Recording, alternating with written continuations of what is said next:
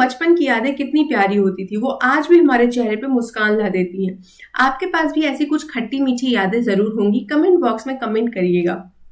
कई बार हमारी हमारे भाई बहन से लड़ाई होती थी, कई बार हमारी हमारे दोस्तों से स्कूल में लड़ाइयाँ हो जाती थी और हम कई दिन तक बात नहीं करते थे, मुँह चिढ़ाते थे, मुँह बनाकर बैठ जाते थे, कट्टी-मिट्ठी खेलते थे। लेकिन ऐसे समय में कई बार लड़ाइयाँ अपने आप सॉल्व हो जाती थीं और कई बार हमारे पेरेंट्स, हमारे टीचर्स इसमें बहुत बड़ा रोल प्ले करते थे। वो क्या करते थे, बच्चों की बातों को बहुत ध्यान से सुनते थे, सुनने के बाद उन्हें एक सॉल्यूशन प्रोवाइड करते थे और फिर से उन दोनों बच्चों में सुलह करा देते थे, उनकी दोस्ती और गहरी हो जाती थी। ऐसा टीचर्स भी करते थे। जब टीचर्स को पता चलता था कि इन दोनों बच्चों में किसी बात को लेकर डिसएग्रीमेंट है, तो वो उनकी दोस्ती दोबारा कराते थे, उनकी बातों को सुनकर एक सॉल्यूशन प्रोवाइड करते थे। तो दोस्तों, ये जो बातों को सुनकर सॉल्यूशन प्रोवाइड किया जाता है ना, इसे लॉ की भाषा में कंसिलिएशन कहते हैं। जी हाँ, आज हम बात करेंगे कंसिलिएशन के बारे में। ये एक ऐसा डिस्प्यूट रेजोल्यूशन मेथड है जो इंडिया की ज़मीन से लेकर इंटरनेशनल लॉ तक बहुत स्ट्रॉन्ग पोजीशन होल्ड करता है। तो आज की वीडियो उन सभी लोगों के लिए यूजफुल होगी जो एमएसएमई डिस्प्यूट्स, एडीआर, आर्बिट्रेशन या लीगल प्रोसेस को बहुत डेप्थ में समझना चाहते हैं, या वो लॉ के स्टूडेंट हैं और वो आर्बिट्रेशन पे अच्छा कमांड करना चाहते हैं। तो सबसे पहले हम लोग समझेंगे कि जो आर्बिट्रेशन का कॉन्सेप्ट है ना, ये हमारे देश में आया कहाँ से, इसके पीछे का इतिहास क्या है। ये जान लोगे ना तो आपको कंसिलिएशन का पूरा प्रोसीजर समझने में बड़ा आसानी होगा। तो मैं आपको बता दूं कि इंडिया में कंसिलिएशन का प्रोसेस जो है ना, या कंसिलिएशन का कॉन्सेप्ट जो है ना, ये कोई नया कॉन्सेप्ट नहीं है, ये कोई मॉडर्न कॉन्सेप्ट नहीं है। आपको पता होगा कि हमारे यहाँ सेंचुरी से पंचायत वाला कल्चर चला आ रहा है, जहां गांव के बुजुर्गों की बात को बिना किसी भी फॉर्मल रिटन लॉ के लोग सुनते थे। गांव के बुजुर्ग क्या करते थे, बिना किसी फॉर्मल रिटन लॉ के गांव में किसी भी व्यक्ति के बीच में अगर कोई डिस्प्यूट है तो उन्हें सेटल कर देते थे। और इसे क्या कहा जाता है, एल्डर लेड मेडिएशन कहा जाता है, जिसमें लोग वॉलंटरली, मतलब अपनी इच्छा से अपने घर के बड़े बुजुर्गों के पास बैठते थे, उनसे पूछते थे कि ये मसला हो गया है, इसमें आप क्या राय देंगे, इसमें आप हमको क्या सॉल्यूशन देंगे। अब मैं आपको बता दूं कि घर के बड़े बुजुर्ग थे, उनका सम्मान इतना था कि उनके डिसीजन को मानना वो व्यक्ति के लिए मॉरली ज़रूरी हो जाता था। और इसी वजह से जो भी डिसीजंस हमारे गांव के, हमारे घर के बड़े बुजुर्ग देते थे, वो मॉरली एनफोर्सेबल हो जाता था।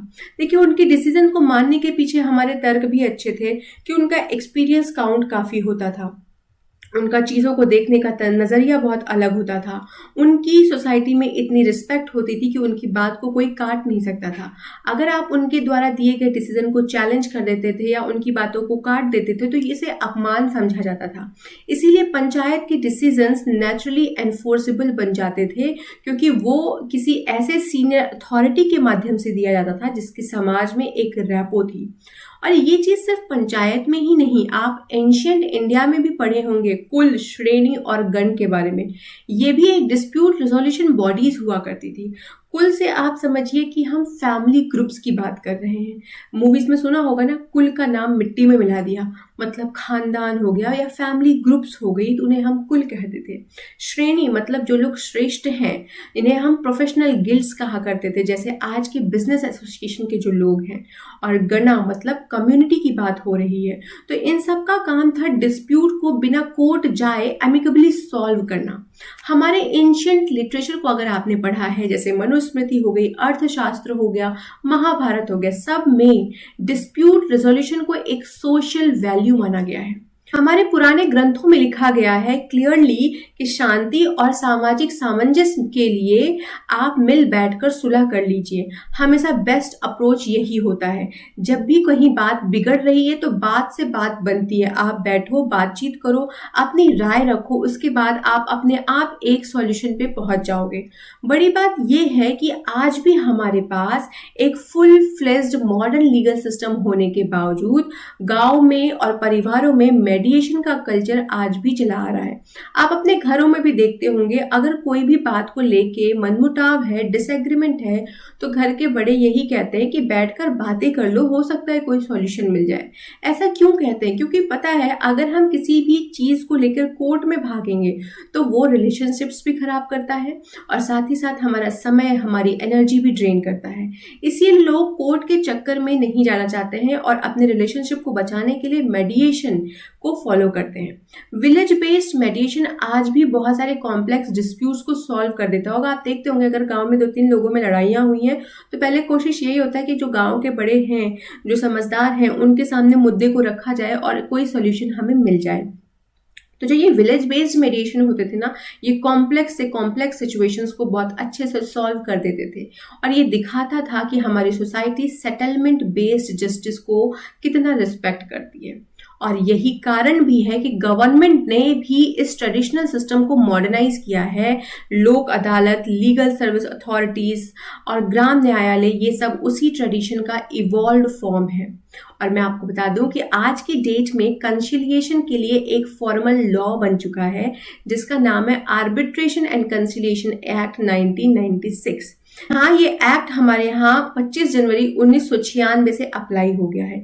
ये एक्ट एग्जॉस्टिव नहीं है, मतलब छोटी छोटी डिटेल्स वहां पर नहीं लिखी है, लेकिन पुराने सारे लॉज को इकट्ठा करके उन्हें और इम्प्रूव किया गया। क्योंकि जो पिछला लॉ था, जो 1940 का लॉ था, वो बड़ा सिंपल था। उसमें सिर्फ 29 सेक्शंस थे, 7 चैप्टर्स थे, लेकिन उसमें सबसे बड़ी प्रॉब्लम ये थी कि वहां पे फॉरेन अवार्ड्स, इंटरनेशनल कन्वेंशन से रिलेटेड कोई भी प्रोविजन मेंशन नहीं थे। इसीलिए जब इंटरनेशनल ट्रेड्स होते थे तो उस समय अगर कोई प्रॉब्लम आती थी, जैसे फॉरेन डिस्प्यूट्स आ गए, तो उसके लिए हमारे पास कोई प्रोविजंस नहीं थे। फॉरेन अवार्ड्स के लिए हमें अलग एक्ट पढ़ना पड़ता था, कन्वेंशंस के लिए कुछ अलग प्रोटोकॉल्स को फॉलो करना पड़ता था, मतलब पूरा सिस्टम बिखरा हुआ था। इसीलिए जरूरत थी कि हमारे पास एक यूनिफॉर्म कॉम्प्रिहेंसिव एक्ट हो। तब हमारे पास आया 1996 का एक्ट, जिसे हम बोलते हैं आर्बिट्रेशन एंड कंसिलिएशन एक्ट, जिसमें domestic arbitration, international arbitration, foreign awards और कंसिलिएशन सब एक जगह मर्ज करके दिया गया है और जिससे बहुत ही इफेक्टिवली चीजें हो रही हैं हमारे देशों में। अब मैं आपको ये बता दूं कि जो हम कंसिलिएशन की बात करते हुए आए, जो एक देसी घरों में आमतौर पे होता है, ये आज के समय में जरूरी क्यों है? क्योंकि देखिए, आज के समय में सिविल कोर्ट्स का लोड बढ़ गया है।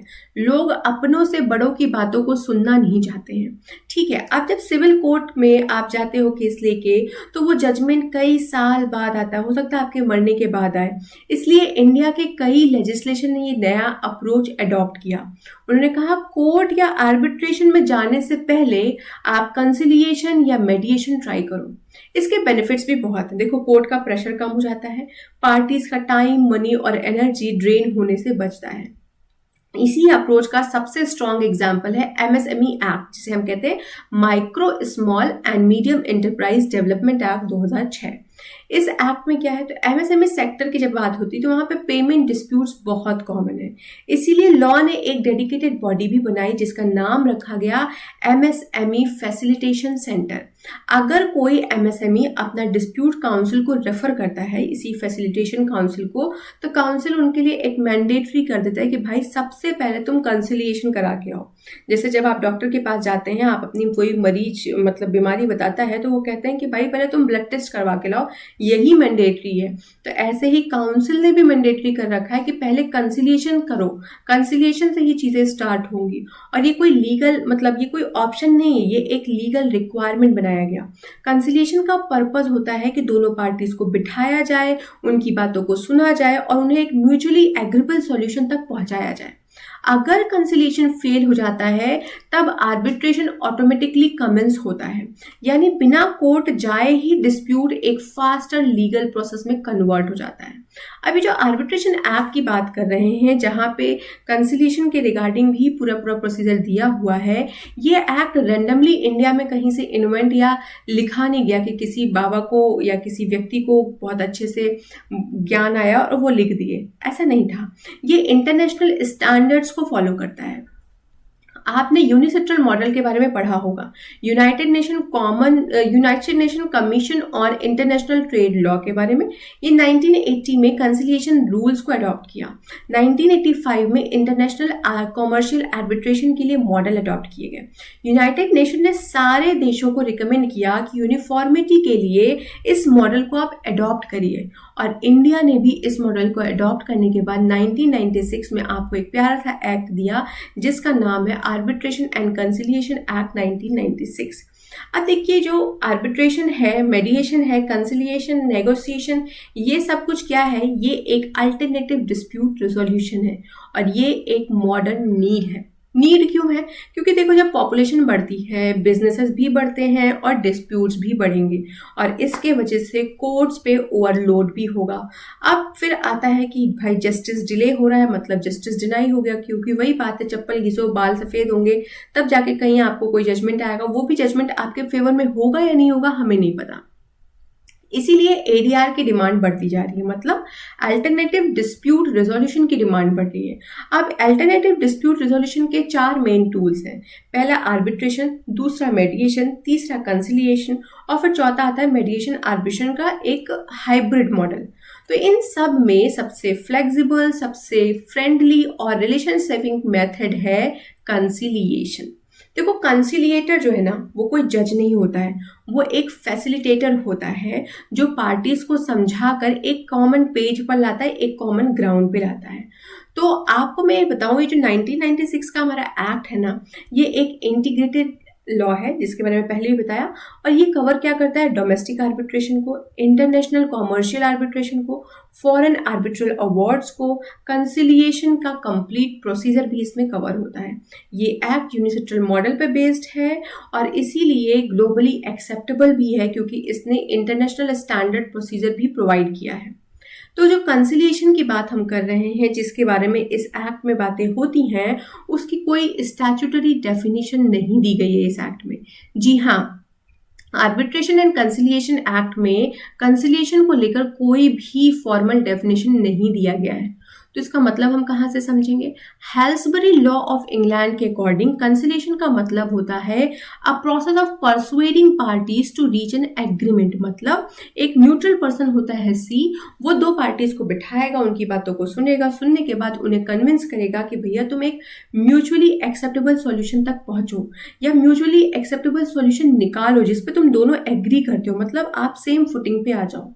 वॉर्टन्स लॉ लेक्सिकन का मुताबिक कहा जाता है कि कंसिलिएशन क्या है? Non adjudicatory alternative dispute resolution method है जो आर्बिट्रेशन और कंसिलिएशन एक्ट के रूल्स से गवर्न होता है। मतलब सिंपल है, कंसिलिएटर कोई जज नहीं होते हैं, वो डिसीजंस इम्पोज नहीं करते हैं, बाइंड नहीं करते हैं आपको अपने डिसीजन से, सिर्फ आपको हेल्प करते हैं कि आप एक सेटलमेंट निकालिए, आप सेम पेज पे आइए। तो अब हम बात करेंगे कि कंसिलिएशन का स्कोप क्या है। तो देखो, सेक्शन 61 पढ़ना पड़ेगा इसके लिए। सेक्शन 61 सिंपली क्या कहता है मैं बता देती हूँ कि देखो, कंसिलिएशन क्या है? कॉन्ट्रैक्चुअल और नॉन कॉन्ट्रैक्चुअल दोनों डिस्प्यूट्स में अप्लाई होता है। बस एक लीगल रिलेशनशिप होना चाहिए पार्टीज में, मतलब पार्टी एक तो लाइबल हो और दूसरी पार्टी उसको सू कर सकती हो। और ये भी इंपॉर्टेंट है कि कंसिलिएशन डिस्प्यूट के सारे प्रोसीडिंग्स पे अप्लाई होता है।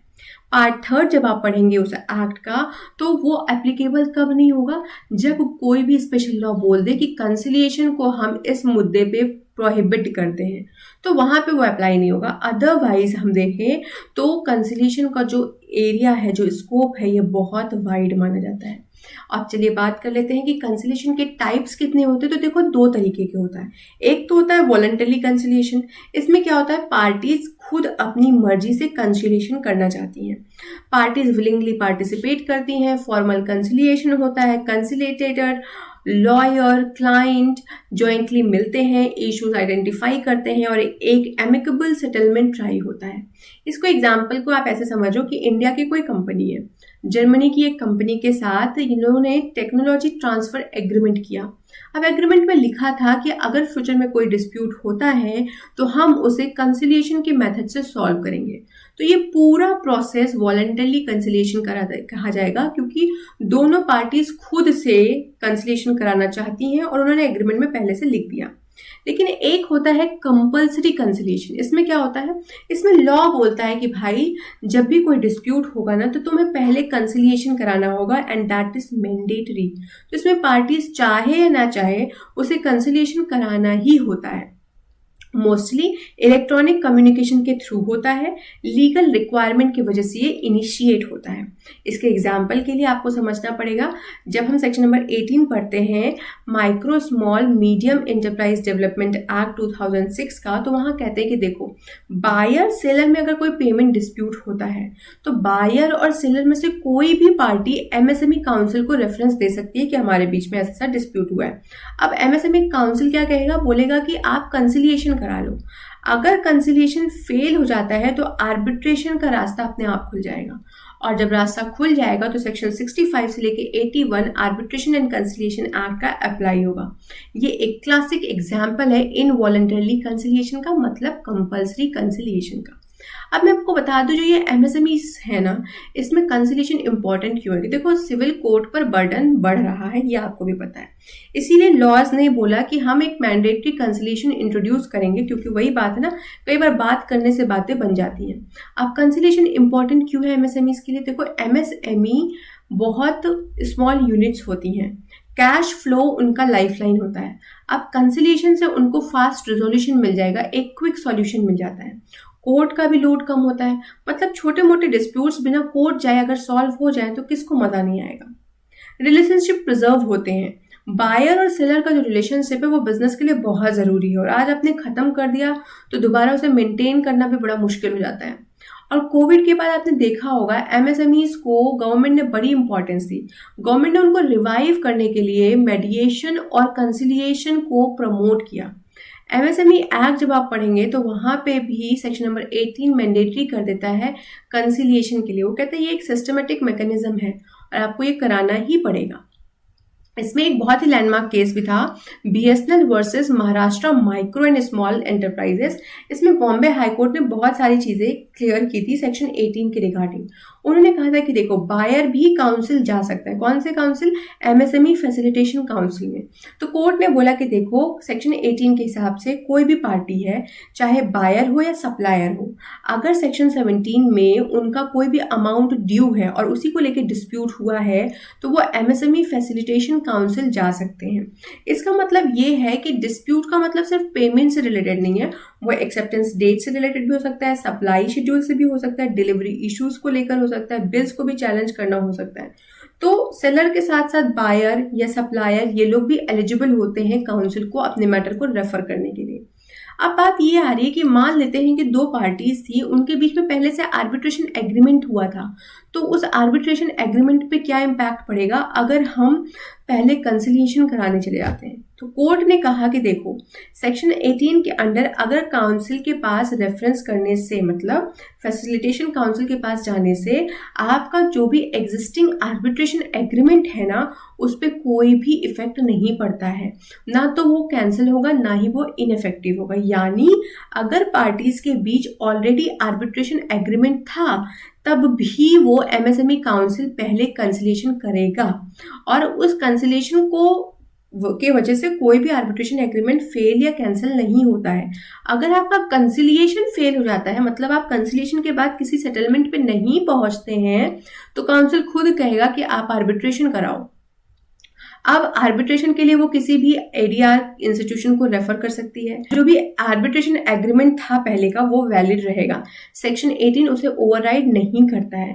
बस सिंपल सी बात इतनी है कि अगर कंसिलिएशन फेल हो गया तो 18(3) के हिसाब से क्या होता है कि आपको आर्बिट्रेशन के पास जाना होगा। आर्बिट्रेशन एक्ट वैसे ही अप्लाई होगा जैसे किसी नॉर्मल आर्बिट्रेशन एग्रीमेंट में अप्लाई होता है। तो अगर आप एमएसएमई काउंसिल के पास चले जाते हैं तो इसकी वजह से आपका आर्बिट्रेशन एग्रीमेंट पे कोई इफेक्ट नहीं पड़ता है। और ये जो सेक्शन 18 था ये हम एमएसएमई एक्ट के बारे में बात कर रहे थे। तो एमएसएमई काउंसिल का फोरम, एग्जिस्टिंग आर्बिट्रेशन एग्रीमेंट दोनों पैरेलली वायलेट होते हैं। सेक्शन 18 डिस्प्यूट रिजोल्यूशन का एक रूट देता है लेकिन इंडिपेंडेंट आर्बिट्रेशन एग्रीमेंट को खत्म नहीं करता है। एमएसएमई एक्ट एक स्पेशल फोरम दे रहा है आपको, लेकिन आपका पहले से जो आर्बिट्रेशन एग्रीमेंट एग्जिस्ट कर रहा है उसको डिस्ट्रॉय नहीं कर रहा है। आई होप मैं यहाँ तक क्लियर हूँ। अब हम बात करेंगे थोड़ी सी और, जहाँ पे हम पढ़ेंगे कंसिलिएशन प्रोसीडिंग के बारे में स्टेप बाय स्टेप। तो देखो क्या होता है, जब हम कंसिलिएशन प्रोसीडिंग के बारे में पढ़ते हैं तो हमें सेक्शन नंबर 62 पढ़ना पड़ता है। 62 कहते हैं देखो कंसिलिएशन प्रोसीडिंग कब शुरू होगा, तो उसके लिए आपको सब कुछ सेक्शन नंबर 62 में दिया है। ये क्या कहता है, कहते हैं देखो कंसिलिएशन शुरू नहीं होता जब तक एक पार्टी रिटन इन्विटेशन दूसरी पार्टी को ना भेज दे। अब जब ये रिटन इन्विटेशन दूसरी पार्टी को भेज दिया गया है तो दूसरी पार्टी रिटन एक्सेप्टेंस देगी पहली वाली पार्टी को। अगर इन्विटेशन भेजने के मतलब ए ने बी को भेजा और बी ने 30 दिन के अंदर कोई रिप्लाई नहीं किया तो ये मान लिया जाता है कि इन्विटेशन डीम्ड नॉट एक्सेप्टेड। हम मान लेंगे कि आपने उसको एक्सेप्ट नहीं किया है, तो बिना एक्सेप्टेंस के प्रोसीडिंग स्टार्ट नहीं होती है। और अगर प्रोसीडिंग स्टार्ट हो जाती है मतलब अगर आपने एक्सेप्ट कर लिया तो सब उसके बाद क्या होगा, कंसिलिएटर्स को अपॉइंट किया जाएगा सेक्शन नंबर 64 के मुताबिक। उसमें क्या होगा, पार्टीज एक सिंगल कंसिलिएटर को भी अपॉइंट कर सकती हैं। अगर पार्टीज 2 कंसिलिएटर्स को अपॉइंट करना चाहती हैं तो वो भी कर सकती हैं। तो उसमें क्या होगा कि एक एक कंसिलिएटर को आप नॉमिनेट करोगे कि मेरे तरफ से ये व्यक्ति रहेगा, मेरे तरफ से ये व्यक्ति रहेगा, जब 2 कंसिलिएटर को अपॉइंट करने की बात होगी। आप चाहे तो 3 कंसिलिएटर भी अपॉइंट कर सकते हैं, मतलब दोनों पार्टी एक एक कंसिलिएटर चूज करेंगी और थर्ड कंसिलिएटर जो भी होगा ना वो प्रिजाइडिंग कंसिलिएटर कहलाएगा। ठीक है, और उस तीसरे व्यक्ति को जॉइंटली अपॉइंट करना होगा। मतलब पहले तो आप एक एक करके 2 लोगों को चूज कर लो, अब जब ये तीसरा बंदा पिक्चर में आता है तो इसको आप दोनों लोग मिलकर जॉइंटली अपॉइंट करोगे और ये प्रिजाइडिंग कंसिलिएटर होगा। आई होप मैं क्लियर हूँ। अब मतलब ये जो अपॉइंटमेंट का स्ट्रक्चर है ना, ये पार्टी की ऑटोनॉमी पे बेस्ड होता है। स्टेप नंबर 3 में क्या होगा कि रिटन स्टेटमेंट आपको देना पड़ेगा किसी कंसिलिएटर को। मतलब कंसिलिएटर पार्टीज को बोलता है कि अगर आपके पास जो भी डिस्प्यूट्स हैं उसके कंप्लीट फैक्ट्स हमें लिख के दीजिए, क्या क्या इश्यूज इन्वॉल्व हैं वो बताइए, क्या आपके क्लेम्स है, क्या आपके डिफेंस है, ये सब कुछ लिख कर रिटन स्टेटमेंट में सबमिट करना पड़ता है। कंसिलिएटर्स के सामने पार्टी सबमिट करती हैं। तो ये रिटन स्टेटमेंट कंसिलिएटर को दी जाती है और पार्टीज एक दूसरे को भी भेजती हैं ट्रांसपेरेंसी मेंटेन करने के लिए। कंसिलिएटर चाहे तो उसमें एडिशनल स्टेटमेंट्स भी मांग सकता है उसके रिगार्डिंग कि आप और भी चीजें इसके बारे में बताइए। स्टेप नंबर 4 में सेक्शन नंबर 68 पिक्चर में आता है जहां पे एडमिनिस्ट्रेटिव असिस्टेंस की बात होती है। तो पार्टीज या कंसिलिएटर को अगर जरूरत होता है तो वो किसी भी पर्सन या इंस्टीट्यूशन से एडमिनिस्ट्रेटिव असिस्टेंस ले सकती हैं। अब इस असिस्टेंस में क्या आता है, वेन्यू का अरेंजमेंट आता है, डॉक्यूमेंट का मैनेजमेंट आता है, शेड्यूलिंग आता है, रिकॉर्ड कीपिंग आता है। तो आपको अगर किसी से एडमिनिस्ट्रेटिव असिस्टेंस लेना है तो दोनों पार्टीज को म्यूचुअल कंसेंट देना पड़ेगा, म्यूचुअली एग्री करना पड़ेगा इसके लिए। स्टेप नंबर 5 में 67 का हम 3 पढ़ते हैं और 69 का 1 पढ़ते हैं। यहाँ पे बात होती है कि देखो भैया कंडक्ट कैसे कराओगे आप कंसिलिएशन। तो जो भी ये कंसिलिएशन प्रोसीडिंग है ये बहुत ही फ्लेक्सिबल होती है। लॉ कहता है कंसिलिएशन पार्टीज से रिटन या ओरल कम्युनिकेशन कर सकते हैं, वो पार्टीज के साथ ज्वाइंट मीटिंग भी कर सकते हैं या सेपरेट प्राइवेट मीटिंग्स भी ले सकते हैं। कंसिलिएटर को पूरी लिबर्टी होती है कि वो एप्रोप्रिएट प्रोसीजर को फॉलो करें, जो भी सिचुएशन की डिमांड है उसके हिसाब से काम करें। कंसिलिएटर का काम न्यूट्रल, इम्पार्शियल और प्रोफेशनल रहकर एमिकेबल सेटलमेंट फैसिलिटेट करना होता है, इसीलिए इन्हें फैसिलिटेटर भी कहते हैं। अब 6 वाले स्टेप में क्या होगा कि सेटलमेंट एग्रीमेंट साइन होगा या फेलियर रिपोर्ट सबमिट होगी। तो अगर सेटलमेंट हो गया दोनों पार्टीज के बीच में तो पार्टीज मिलकर एक सेटलमेंट एग्रीमेंट बनाती हैं और दोनों पार्टीज उस पर सिग्नेचर जब कर देती हैं तो वो एग्रीमेंट बाइंडिंग हो जाता है। लेकिन अगर कंसिलिएशन फेल हो गया मतलब आर्बिट्रेशन का दरवाजा खुल जाएगा, तो कंसिलिएटर को क्या करना पड़ता होगा कि जिस भी अथॉरिटी ने उनके पास उस मैटर को रेफर किया था उनको आप क्या करेंगे, एक फेलियर रिपोर्ट सबमिट करेंगे। जैसे एमएसएमई काउंसिल रेफर करती है ना, तो कंसिलेटर क्या करेगा, एक फेलियर रिपोर्ट बनाकर देता है। और वॉलेंटरी कंसिलिएशन अगर हो रहा है तो उसमें क्या होगा, कंसिलिएटर दोनों पार्टीज को फेलियर रिपोर्ट सबमिट करता है कि ये लोगों के बीच में हम कंसिलिएशन कराते पर ये फेल हो गया। तो कंसिलिएशन का रिजल्ट जनरली ज्यादा सेटिस्फाइंग होता है क्योंकि पार्टीज खुद अपना सॉल्यूशन बनाती है, वो खुद एक स्टेटमेंट पे आती है, एक फुटिंग पे आती है और वो म्यूचुअल होता है। तो कंसिलिएशन एक सिंपल आइडिया आपको देता है कि भैया डिस्प्यूट को फाइट बनाने से बेटर है कन्वर्सेशन में बदल दो। मेरी मम्मी भी कहती है अगर बात करने से बात बन जाए तो बात कर लेना चाहिए, उसे बिगाड़ो मत, क्योंकि जब हम बात नहीं करते हैं और डिस्प्यूट है तो हम ओवर थिंकिंग करेंगे और फिर वहां पे बात और बिगड़ जाती है। तो वही चीज इनका भी आइडिया है कि डिस्प्यूट को फाइट में बदलने से बेटर है कि आप कन्वर्सेशन कर लो, बात बनाने से बनती है और बात ना करने से बातें और बिगड़ती हैं। तो एमएसएमईज के लिए कंसिलिएशन एक लाइफलाइन है, कोर्ट्स के लिए ये रिलीफ है, बिजनेस के लिए एक प्रैक्टिकल सॉल्यूशन है।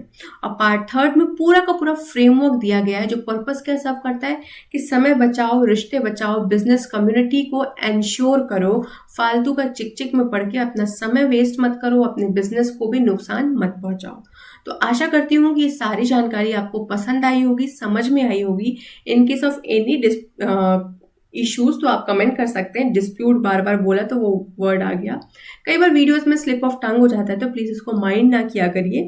मेरा उद्देश्य रहता है कि मैं आप लोगों को डिटेल में इंफॉर्मेशन दूं, तो कई बार स्लिप ऑफ टंग हो जाता है, तो उस चीज को आप गलत वे में कभी मत लीजिएगा। आशा करती हूँ आज की वीडियो पसंद आई होगी। इसके पहले मैंने आर्बिट्रेशन पर वीडियो बनाई थी, उसे भी आप देखिएगा। मेरी प्लेलिस्ट को भी विजिट करिएगा, आपको बहुत सारी वीडियोस मिलेंगी जो आपके काम की होंगी। मैंने अभी हाल में ही एक विवाह सीरीज शुरू की थी जहां पे मैं मैरिज से रिलेटेड हर एक चीज के बारे में बता रही हूँ, जो लेमैन के साथ साथ लॉ के स्टूडेंट के लिए भी बेनिफिशियल होगा। और उसके साथ ही साथ अभी मैंने ज्यूरिस्प्रूडेंस पे एक प्लेलिस्ट बनाई थी, बाकी बहुत सारे लॉज पे, यूजीसी नेट के प्रिपरेशन, छत्तीसगढ़ जुडिशरी की प्रिपरेशन, इन सब पे आपको प्लेलिस्ट में काफ़ी सारी वीडियोस मिलेंगी। वीडियोस हेल्पफुल हों तो कमेंट बॉक्स में कमेंट ज़रूर करिएगा, और अगर कोई इशू होता है तो भी आप कमेंट कर सकते हैं। मेरे व्हाट्सएप ग्रुप से जुड़ सकते हैं आप और मुझसे डायरेक्ट कनेक्ट कर सकते हैं किसी भी चीज़ के लिए। तो आज के लिए बस इतना ही। Thank you, have a good day, नमस्ते।